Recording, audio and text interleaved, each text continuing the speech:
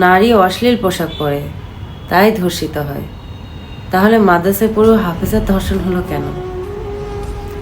নারী রাতে ঘোরাফেরা করে তাই ধর্ষিত হয়। তাহলে ঘরে ঢুকে মা মেয়ে উভয়কে ধর্ষণ করলো, ওরা কারা? নারী মাহারাম ছাড়া চলাফেরা করে তাই ধর্ষিত হয়। আরে ভাই, স্বামীকে বেঁধে রেখে স্বামীর সামনে স্ত্রীকে ধর্ষণ করলো, কারা ওরা? নারী পর্দা করলেও তা সহি হয় না। 7 বছর মেয়ে ধর্ষিত হলো কেন তাহলে? নারী ঘরে হেফাজতে থাকবে,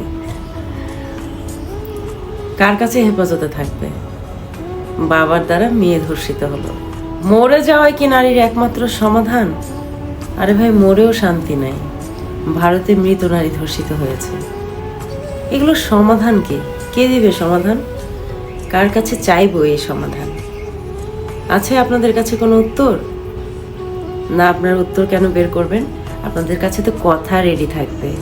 অমুকের মা ভালো না, অমুকের বোন ভালো না, অমুকের চলাফেরা ভালো না, অমুকের বুকে ওড়না থাকে না, অমুকে ওয়েস্টার্ন ড্রেস পরে। ভাই, সমস্যা কি এগুলোতে, নাকি সমস্যা আপনার মানসিকতায়?